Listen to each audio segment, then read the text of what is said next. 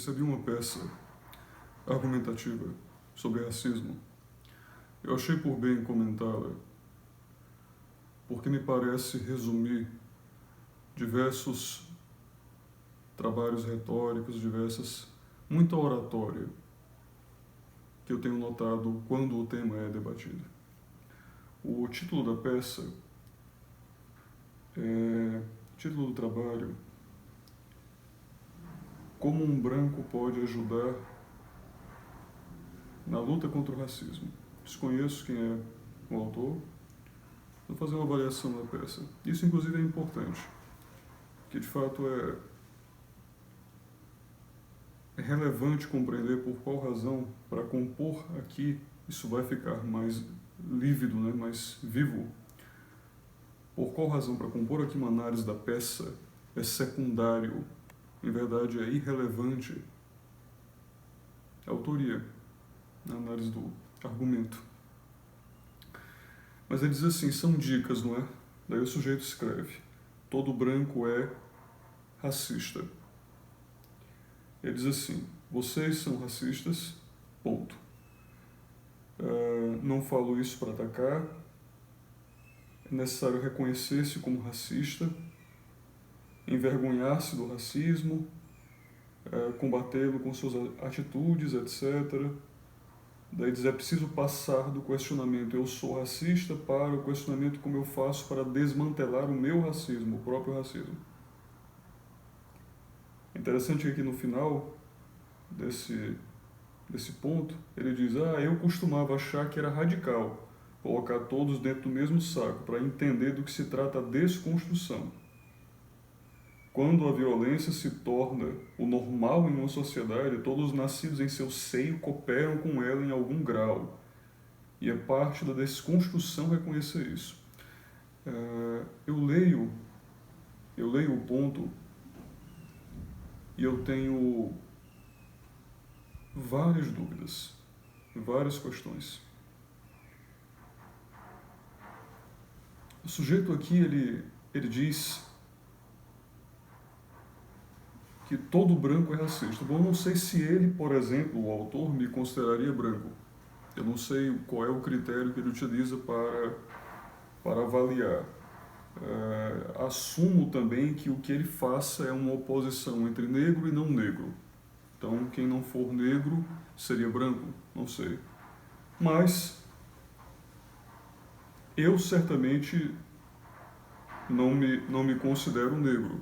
Então, talvez ele entenda que eu também sou um racista, dado que não sendo negro, todos seriam racistas. Não sei, talvez ele me considere um racista. Eu certamente contestaria essa assertiva, porque eu obviamente sei que eu não sou racista. Como que eu sei disso? Porque eu não considero nenhuma raça a prioristicamente inferior ou superior. Simples assim. Eu não considero sequer relevante a aferição desses tópicos, o que se constitua dentro do conceito de raça,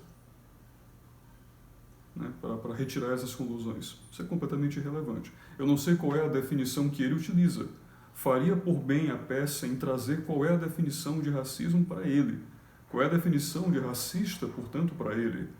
Dizer que todo um grupo é racista me parece bastante simples de se depictar como racismo.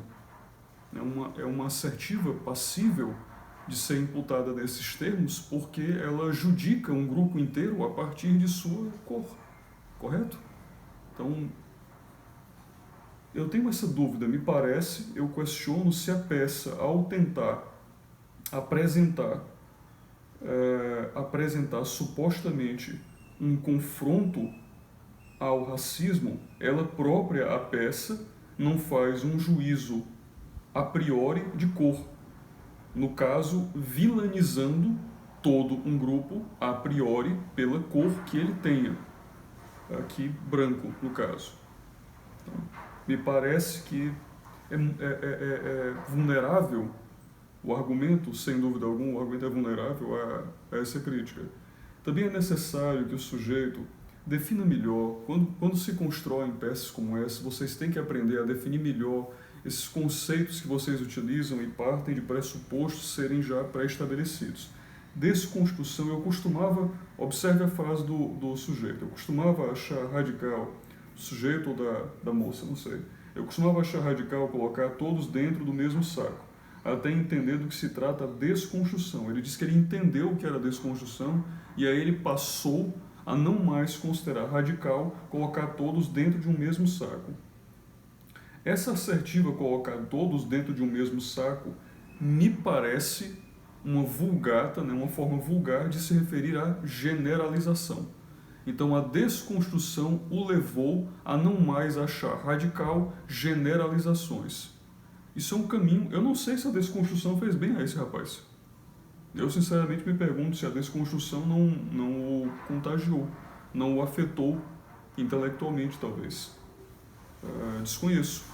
Sinceramente me pergunto se isso que ele chama de desconstrução fez bem a qualidade do argumento que ele apresenta. Porque, de fato, como regra, você entende que generalizações são um contágio, né? Contaminam a qualidade de uma peça retórica, de um trabalho argumentativo. Então você não quer incorrer em generalizações. Você quer justamente evitar isso, colocar todos dentro de um mesmo saco a priori, principalmente, né? Por princípio, digo. Daí ele menciona, a violência se tornou o normal de uma sociedade. Todos os nascidos em seu seio cooperam com ela em algum grau. Então é preciso que se entenda o seguinte, a violência se torna o normal de uma sociedade. Eu não sei de que sociedade ele fala, isso é um problema. Eu preciso esclarecer isso melhor. Me parece que ele fala genericamente a nossa sociedade. Isso tem que ser melhor trabalhado, tá certo? Tem que ser melhor trabalhado. Porque o que ele entende, primeiro, ele tem que apresentar o que ele entende por violência. Segundo, o que é que ele considera tornou-se normal. Ele considera, por exemplo, o estupro violência? Eu imagino que sim. Mas o estupro é normal na nossa sociedade? Eu imagino que ele não considere isso uma regra. Será que ele considera? Não sei. Qual é o critério que ele utiliza? Porque, por exemplo, se o critério for a maioria pratica, acho um critério. Digamos que algo se tornou normal na sociedade quando a maioria pratica. Acho uma hipótese, tá certo? Só para nós trabalharmos reflexivamente. Acho uma hipótese. Pondera só. Tu achas que então é possível asseverar do estupro normalizado na sociedade? Não, me parece que a maioria da sociedade condena o estupro. A maioria da sociedade condena a violência. Então, o que é que ele se refere como violência e o que é que ele se refere como tornou-se normal? É preciso argumentar isso aqui, está muito preguiçoso o trabalho. Tem que se executar os passos com mais solidez, senão fica tudo aéreo. Muito fraca, né? Muito fraca a assertiva. É preciso que se impute, então, o que é violência, né? E o que é tornar-se normal. Também é importante entender, a qualidade de uma peça argumentativa se vê pela concisão dos movimentos, que geralmente tocam a relevância. Então, em que medida, observe a frase dele, né? Em que medida a violência está normalizada dentro da sociedade envolveria legitimar intelectualmente generalizações ao compor um raciocínio. Você percebe? É porque é isso que está por trás da articulação que ele tentou fazer.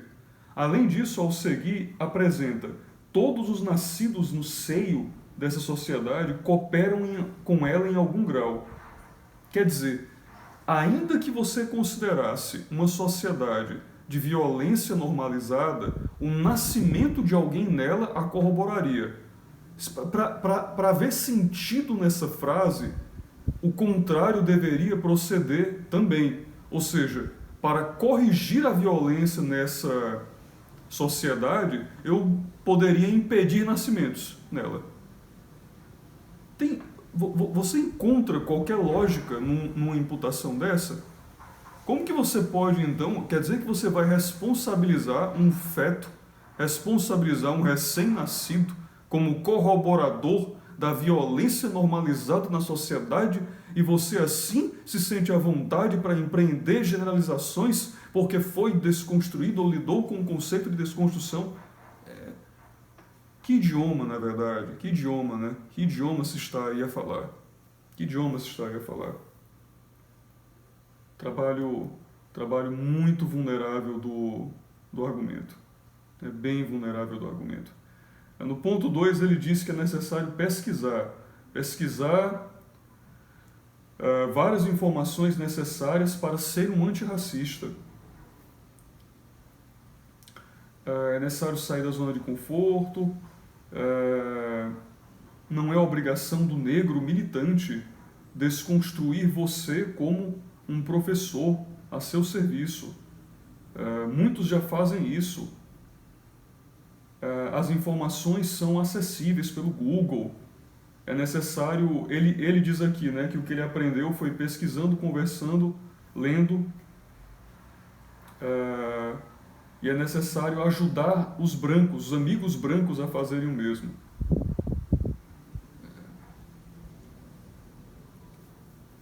É interessante porque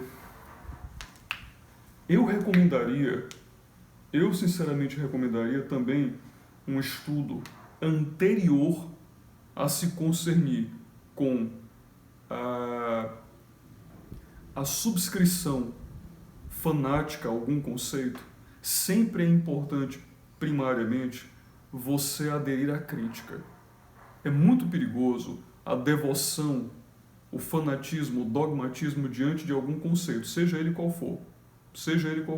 Inclusive, eventualmente, principalmente, inclusive, alguma ideologia, como assim se tenha.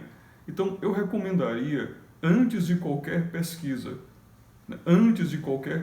a respeito do conteúdo, eventualmente, de um conceito, construção conceitual, aprender lógica para apresentar um argumento, aprender lógica para interagir com a argumentação, para conhecer qual é o conceito ao qual você se aderiu. Se você se faz um devoto, veja a palavra que ele utiliza, um militante. Se você vai se fazer um militante de um conceito qualquer, um mínimo que você pode fazer na sua militância, na devoção que você tem para com esse conceito, procurar se conhecendo, senão parece muito estúpido, certo? Parece muito limitado perceptivamente, porque como é inclusive um desrespeito ao próprio conceito que você disse devotar. Imagina uma garota que diz ao cara que o ama, mas aí o cara vira para ela e diz: mas tu me conheces, criatura? E a criatura diz: pô, é verdade, eu te amo, mas parece que nem te conheço. Como é que ela consegue amar a algo que não conhece, certo? Então procurar conhecer primeiro. Ele fala, por exemplo, da composição do conteúdo, fazer-se militante por esse conteúdo. Mas será que ele conhece, ele tem os recursos para conhecer esse conteúdo? Certamente para apresentá-los eu questionaria.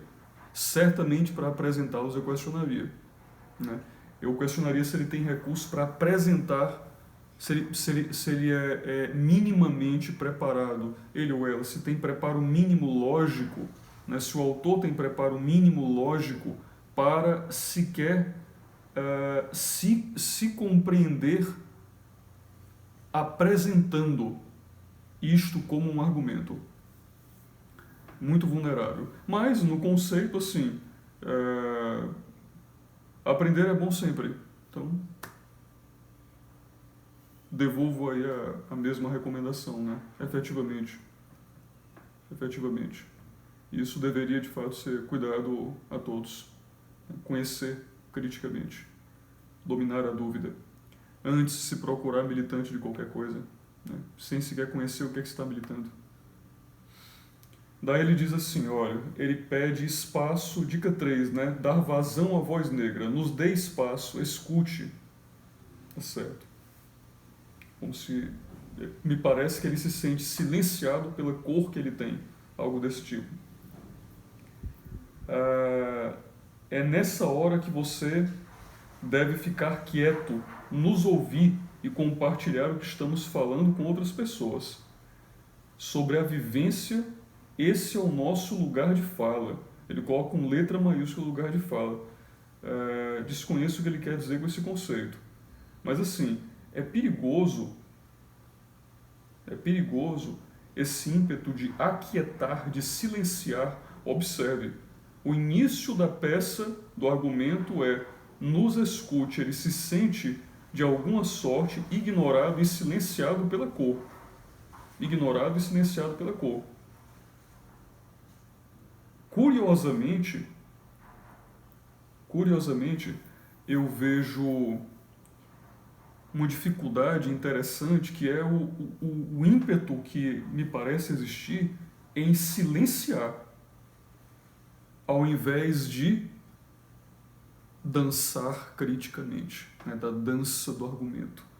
Isso é muito perigoso. Então, eu alteraria o foco, né, o foco da conclusão. Digo, inclusive, a todos, essa é uma grande lição a todos.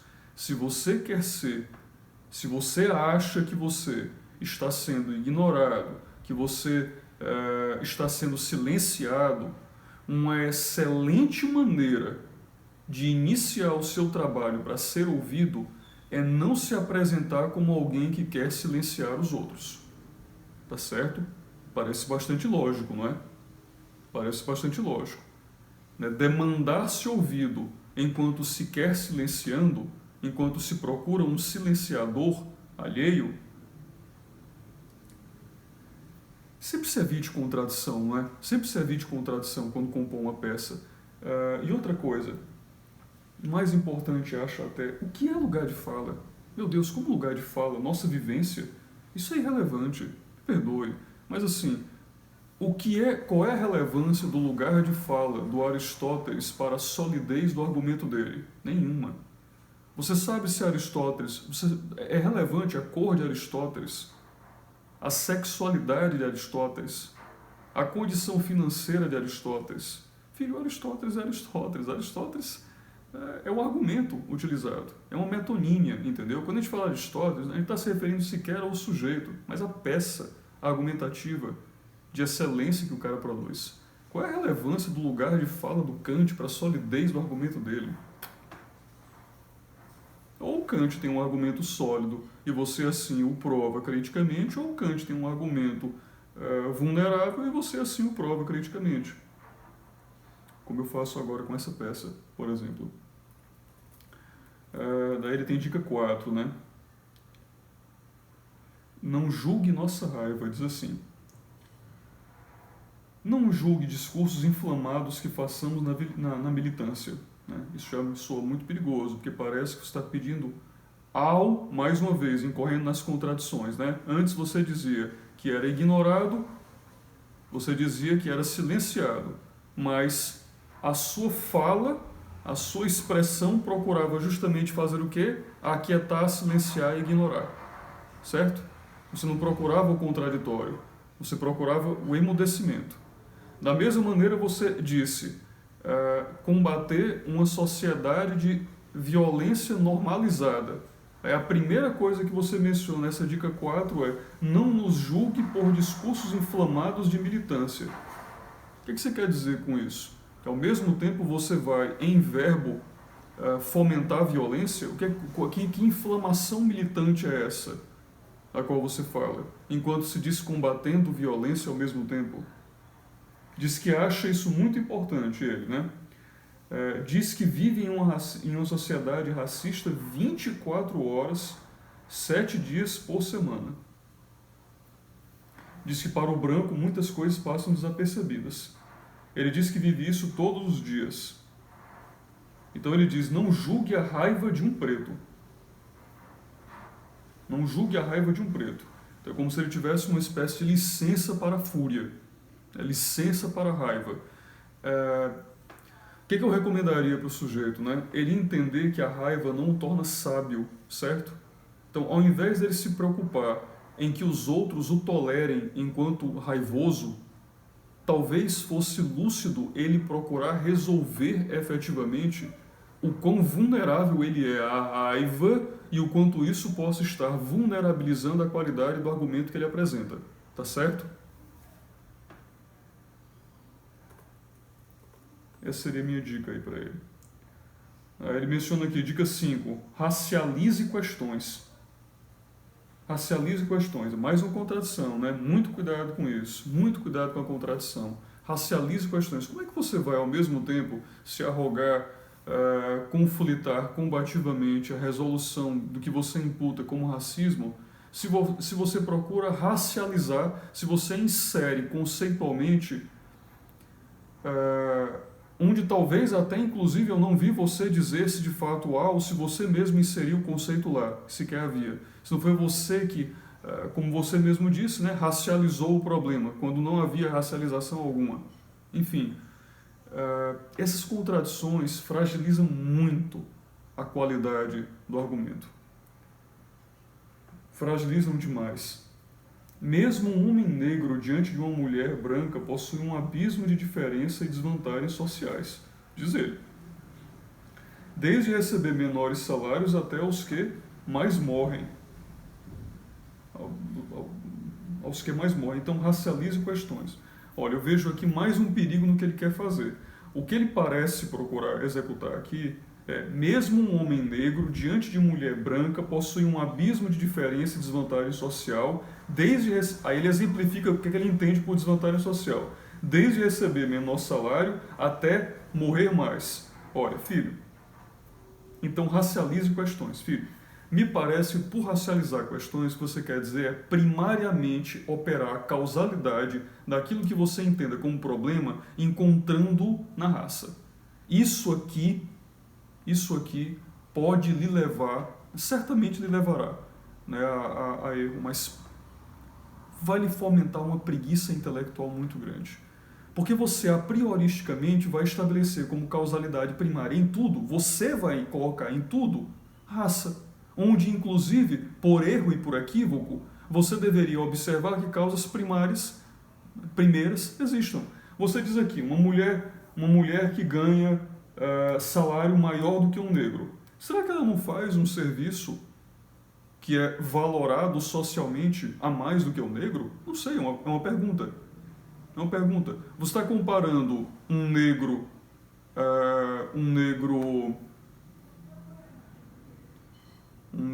promotor, vamos dizer. Você está comparando um negro promotor com uma mulher faxineira?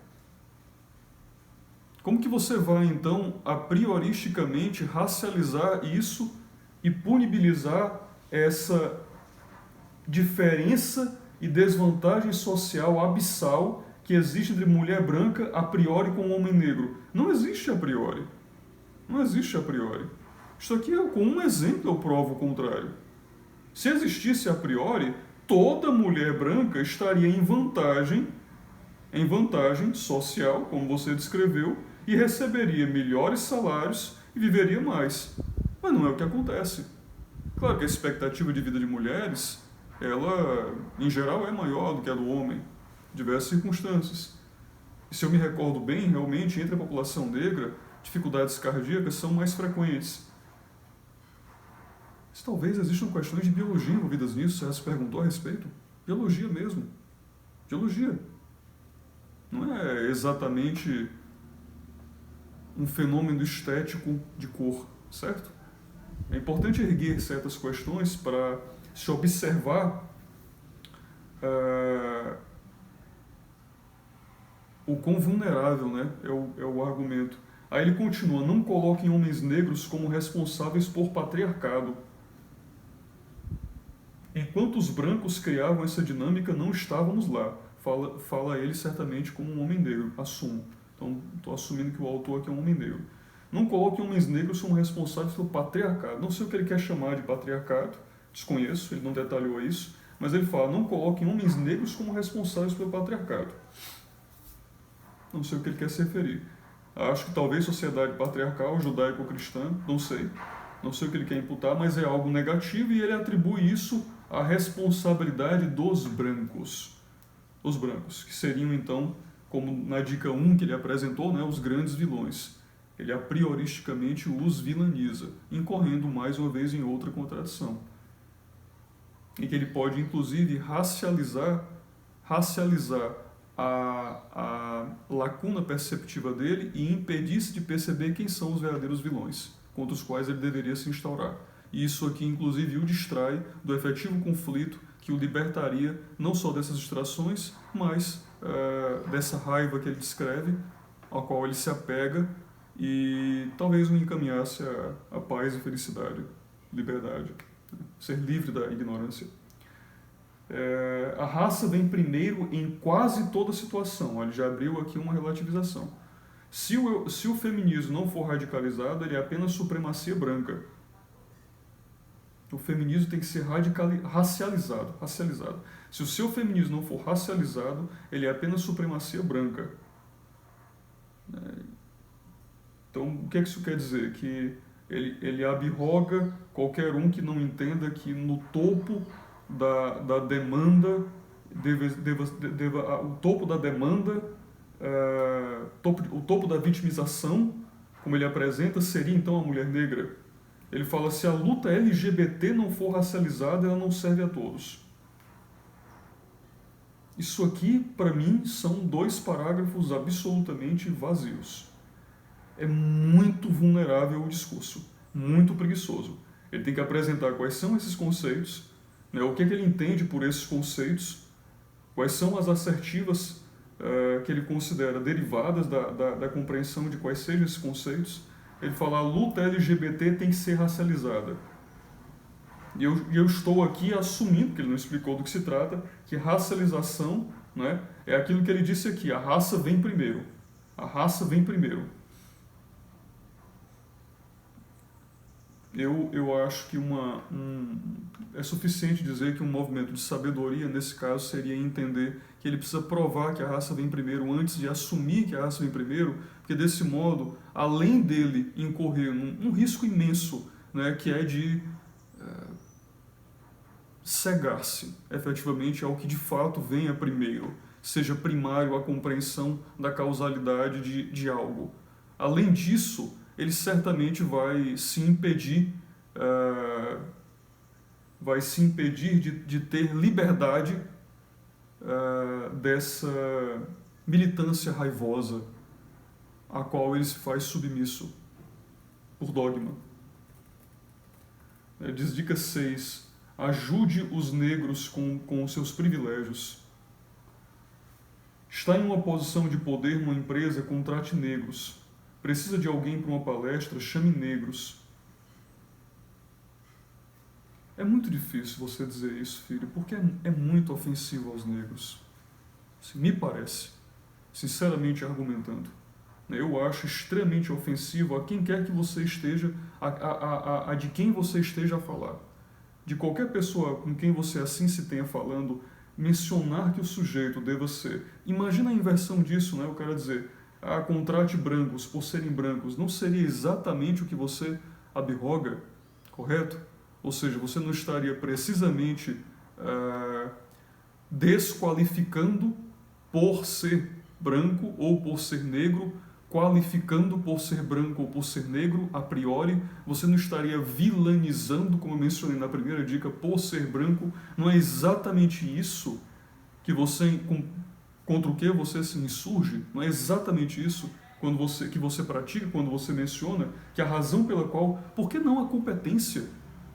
Certo? Por que não defender que o... Meu Deus, será que você nota de fato aquilo que está sendo feito aqui por trás de uma estultícia dessa? Muito perigoso, muito perigoso. A qualidade do argumento, de fato, é muito ruim, é muito ruim. Porque quando você fala em contratar um sujeito pela cor dele, efetivamente o que o sujeito faz é praticar racismo, certo? Quando você diz que chamou alguém para uma palestra pela cor dele, é bastante acessível questionar se isso não resulta exatamente o testemunho do conceito contra o qual você quer se digladiar, né? Racismo. Ele cita o exemplo de um autor, de um ator, né, um ator que em um certo evento disse que não havia nenhum negro. Ele foi receber um prêmio, esse ator. E nesse evento ele disse, é um absurdo, ele criticou que não havia nenhum negro. E aí ele aqui, o autor, elogia isso como uma apropriação adequada do espaço de discurso. Cara,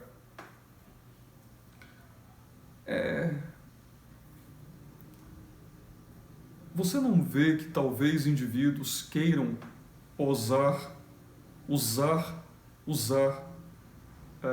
aparentar, combater a tua luta para se exibir de maneira politicamente correta, para te usar, aproveitar a condição em que outros e você mesmo tenha se vitimizado, tenha se feito vítima para posar de pseudo-herói ao afirmar, atender e cuidar da tua vulnerabilidade.